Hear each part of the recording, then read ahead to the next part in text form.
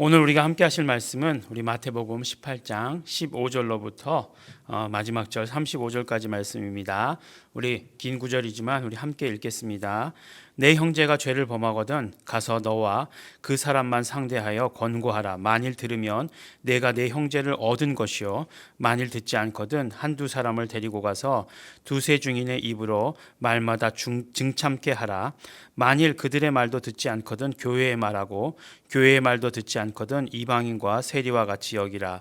진실로 너희에게 이르노니 무엇이든지 너희가 땅에서 매면 하늘에서도 매일 것이요 무엇이든지 땅에서 풀면 하늘에서도 풀리리라.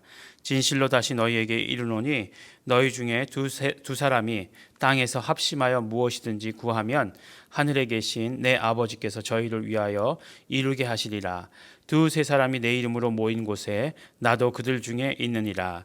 그때 베드로가 나와 가로되 주여 형제가 내게 죄를 범하면 몇 번이나 용서하여 주리이까? 7번까지 하오리이까?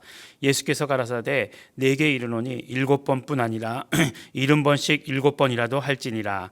이러므로 천국은 그 종들과 회개하려 하던 어떤 임금과 같으니 회개할 때에 1만 달란트 빚진 자 하나를 데려오매 갚을 것이 없는지라. 주인이 명하여 그 몸과 처와 자식들과 모든 소유를 다 팔아 갚게 하라 한데 그 종이 엎드려 절하여 가로되 내게 참으소서 다 갚으리이다 하거늘 그 종의 주인이 불쌍히 여겨 놓아 보내며 그 빚을 탕감하여 주었더니 그 종이 나가서 제게 100데나리온 빚진 동관 하나를 만나 붙들어 목을 잡고 가로되 빚을 갚으라 하매 그 동관이 엎드려 간구하여 가로되 나를 참아 주소서 갚으리이다 하되 허락하지 아니하고 이에 가서 저가 빚을 갚도록 옥에 가두거늘 그 동관들이 그것을 보고 심히 민망하여 주인에게 가서 그 일을 다 고하니 이에 주인이 저를 불러다가 말하되 악한 종아 내가 빌기에 내가 내 빚을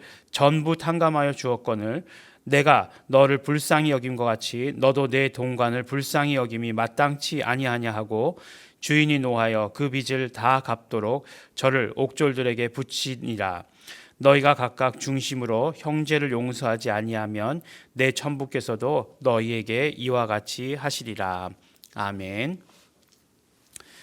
네, 오늘 말씀을 보면 이제 처음 우리 18장 15절 말씀서부터 시작해서 죄를 범한 것에 대해서 그 친구가 아니면 뭐 동료가 죄를 범한 것에 대해서 어떻게 해결해야 되는지에 대해서 이야기해 줍니다. 그러니까 어떤 용서하는 그런 과정에 대해서 이렇게 얘기하는 거죠. 프로시저에 대해서 이렇게 얘기를 하는 것입니다. 이 외국 사람들도 이렇게 듣기 때문에 외국에 있는 분들도 이렇게 영어를 이렇게 가끔가다 섞어서 얘기하는 것 용서해 주시기 바랍니다. 그런데 사실 이 말씀을 보면서 그런 생각을 하게 되었어요. 계속해서 말씀드리기를 예수 그리스도의 그 십자가의 길을 걸어가시면서의 일들을 이제 우리에게 들려주시는 것인데 가만히 보니까 말씀을 통해서 깨닫게 되는 것은 무엇이냐면 예수 그리스도께서 지시는 십자가라고 하는 것, 십자가의 그 길이 어떤 의미인가 하는 것을 우리에게 계속해서 들려주시는 것을 우리에게 보게 되는 것입니다. 뭐 아주 단적인 예로 어젠가요, 그저께인가요, 그 성전세에 대해서 이야기할 때에도 이 이야기가 왜 나왔을까? 라는 것, 이렇게 반세계를 내는 것, 성전세 반세계를 내는 것, 왜 나왔을까? 라고 하는 것 생각하다가도 이 예수 그리스도의 십자가의 길을 걸어가시는 그 장면과 그 어떤 그런 줄기에서 그 말씀을 생각하고 그 뜻을 이해하려고 했더니 바로 예수 그리스도께서 진짜 대속이다 라고 하시는 그 사실을 우리에게 가르쳐 주시는 것이다 라고 하는 것을 우리에게 말씀해 주시는 것입니다. 이 말씀 끝나고 나서 이제 사모하고 얘기하다가 자신은 이렇게 굉장히 감동을 받았다는 거예요. 왜 감동을 받았는가? 예수님께서 베드로의 성전세까지 다 내주셨다 하는 부분에 굉장히 감동을 받았다. 그렇게 얘기를 하더라고요. 네. 지금 같으면 바꾸면 어떻게 얘기할 수 있을까요? 세금이다라고 얘기하면 웃기겠죠. 아니겠지만 어쨌든지 간에 예수님께서 우리의 세금을 대신 납부해 주신다 뭐 이렇게 얘기하면 그 전혀 다른 비유입니다. 네, 성전세가 그것을 말하는 건 아니니까 어쨌든지 간에요. 네, 그래서 한 가지 이야기가 다 십자가의 길에 의미와 관계가 있다라고 하는 것을 우리에게 들려주십니다. 근데 오늘 말씀도 보니까 결국은 이제 그 마지막에 1만 달란트 빚진 자의 비유라고 하는 이 아주 유명한 말씀 있지 않습니까? 이 유명한 말씀도 용서에 대한 이야기예요. 그러니까 용서에 대한 이야기입니다. 그런데 결국 이 말씀이 주시는 메시지가 여러 겹이 될 수 있어요. 그러니까 한 가지 메시지만을 주시는 것이 아니라 여러 층으로 여러 방면에 다양한 각도에서 보면 다양하게 볼 수 있는 그런 메시지가 있습니다. 어떤 메시지냐면 결론부터 말씀드리면 결국 그 예수님의 용서하심이라고 하는 것, 1만 달란트 빚진 자를 용서해 주신 그 하나님의 용서다라고 하는 것, 그것을 우리에게 말씀해 주시는 것 아니겠어요? 하나님께서 우리에게 주시는 용서는 그것이다라고 하는 것을 말씀해 주시는 것이죠. 앞으로 돌아가서 처음부터 이야기를 나누면 용서에 대해서 이야기할 때 누가 내게 죄를 짓거든, 형제가 죄를 짓거든 처음엔 직접 가서 이야기하라는 거죠. 그 다음에 두 번째는 두세 사람이 가야 된다는 거죠. 왜냐하면 율법에는 두세 사람의 증거가 있어야 되는 거니까 두세 사람이 함께 가라 이렇게 얘기하고 있고, 그래도 안 되면 교회 공동체가 함께 가라라고 이렇게 이야기하고 있습니다. 맨 마지막 방법으로 공동체가 함께 해결하는 것에 대해서 이렇게 이야기하고 있습니다. 결국은 어떤 말씀을 하시는 것이냐면 공동체가 굉장히 중요하다라고 하는 것을 우리에게 말씀해 주시는 것이죠. 공동체가 굉장히 중요합니다. 공동체를 강조하고 있어요. 근데 그 다음의 말씀은 우리가 보아도 틀림없이 어떤 그런 기도에 대한 말씀인 것을 알 수 있는 거죠.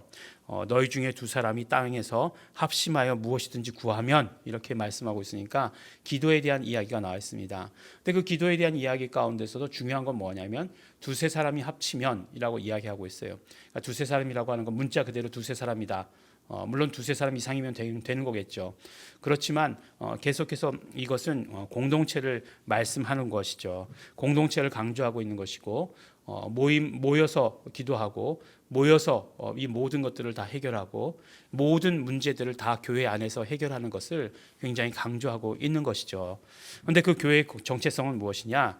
마지막 절에 20절의 말씀에 보면 두세 사람이 내 이름으로 모인 곳에는 나도 그들 중에 있느니라 라고 말씀하시면서 항상 공동체의 정체성은 예수 이름으로라고 하는 것이 되어야 한다라고 이렇게 말씀해 주십니다. 예수 이름으로 교회의 공동체 안에서 모든 것들이 다 해결되어야 하는 것이죠. 죄도 용서받는 것이고 교회 안에서 용서받는 것이고 용서하고 용서받는 것이고 기도하고 기도의 응답을 받는 것이고 하는 이 모든 것들 공동체의 정체성에 대해서 말씀해 주시고 계시는 것입니다. 그러면서 이제 중요한 게 이제 베드로가 몇 번이나 용서해야 됩니까? 이렇게 물어본 것이죠. 여러분들 몇 번이나 용서해야 되겠습니까? 근데 그러면 거꾸로 우리는 몇 번만 용서받으면 살 수 있는 존재 같으십니까? 네, 거꾸로 이제 베드로의 질문을 역으로 해본다라고 한다면 그 질문에 대한 답을 우리는 금방 할 수 있어요. 사실 우리가 짓는 죄가 일생에 딱 7번만 지을까요? 네, 하루에도 7번씩 짓겠죠. 네, 물론 7번이라는 것은 딱 횟수를 말한 것이 아니라 완전수다 이렇게 얘기하고 있지만 그러나 베드로가 이야기한 것은 지극히 제한된 완전수를 이야기한 것임에 틀림이 없습니다. 예수님께서 뭐라고 말씀하시죠? 70번씩 7번이다로 용서해 주어라 이렇게 말씀하고 있고, 새 번역에서는 70번씩 7번이라고 안 하고 7번씩 70번이다라고 이렇게 말씀하고 있어요. 둘이 다른 건가요? 네. 네, 같죠? 네, 490번. 네, 또 이렇게 어떤 분들은 굉장히 수학을 잘해가지고 490번만 용서해주면 돼요라고 이렇게 얘기하고 있지만 이렇게 말하나 저렇게 말하나 만약 번역의 차이인 것 같아요. 이렇게 말하나 저렇게 말하나 분명한 것은 무엇이냐면 490번이다라고 하는 것을 이야기하는 것이 아니라 바로 우리가 받아야 되는 용서는 계속 한없는 그런 용서다라고 하는 것을 말씀해 주시는 것이에요. 그러니까 예수님께서 말씀하시고 싶으셨던 것은 예수님께서 십자가를 통해서 우리에게 주신 그 용서, 하나님께서 하시는 그 용서는 어떤 용서냐? 예수 그리스도의 그 보혈의 공로로 말미암아 우리가 얻게 되는 용서는 어떤 용서인가? 한없는 용서다라고 하는 것을 우리에게 말씀해 주시는 것입니다. 다만 우리가 회개하기만 하면 되죠. 우리의 죄를 내어놓기만 하면 우리는 정말 한없이 용서받는 그런 존재가 된다라고 이렇게 말씀해 주십니다. 어쩌면 십자가의 사건 가운데에서도 가장 중요한 가장 큰 의미를 우리에게 알려주시는 것이 아닌가라는 생각을 하게 됩니다. 또한 그뿐만 아니라 이 1만 달란트 빚진 자의 이 비유를 통해서 우리에게 주시는 메시지는 분명하죠. 한없는 용서를 받는다. 하나님께서 이렇게 용서해 주신다라고 하는 것 하나 하고, 두 번째는 무엇이냐면, 아주 더 분명한 것은 무엇이냐면 용서받은 자가 용서해야 한다는 것이에요. 용서받은 자의 경험이 있으면 반드시 용서하는 자가 되어야 된다라고 말씀하시는 것입니다. 우리가 용서받았느냐, 내가 용서받고 있느냐, 어떻게 할 수 있는가? 바로 나의 용서하는 모습을 통해서 알 수 있다라고 얘기하는 거죠. 이 달란트, 1만 달란트라고 하는 것은 그 당시에는 아주 천문학적인 숫자라고 하는 것의 대표일 거예요. 예. 지금도 환산하면 어마어마한 숫자가 되는데 아마 천문학적인 숫자, 그러니까 갚을 수 없는, 아무리 지금 갚는다라고 얘기했다 할지라도 갚을 수 없는 그런 빚입니다. 근데 100데나리온이라고 하는 것은 아주 적은 액수의 빚이에요. 그래도 어떻게 남에게 빚져가지고 또 빌려줄 수는 있었나 봐요. 예. 그랬는데 용서하지 못했다는 거죠. 자기는 그렇게 일반 달란트를 용서받았는데 100데나리온 빚진 자를, 그 동료를 용서하지 못했다라고 하는 것, 이것은 용서받은 자가 취할 태도는 아니다라고 하는 것을 분명하게 말씀해 주시는 것이 이 말씀의 메시지예요. 그러니까 우리가 하나님으로부터 그렇게 어마어마한, 정말 죽을 수밖에 없는 그런 죄들을 용서받았다라고 한다면, 그러면 우리는 우리의 일상의 삶에서 용서하면서 살아야 된다라고 하는 것이에요. 용서하는 것이 정말 예수 그리스도의 보혈의 공로를 힘입는 것이다라고 하는 것을 우리에게 말씀해 주십니다. 용서하는 거 쉽지 않습니다. 용서하는 건 누구나 다 아무리 적은 죄다 할지라도 힘들어요. 예, 에너지가 들죠. 나의 그냥 모든 어떤 감정적인 것, 어떤 때는 또 물질적인 것까지 들 수 있어요. 나의 것이 들어가야 돼요. 하지만 내 것이 들어가서 그런 모든 에너지를 쏟아서 용서하지만, 그런 용서는 하나님께서 우리에게 주시는 그 용서와 비교할 수도 없는 것이다라고 하는 것을 우리에게 말씀해 주시는 것이에요.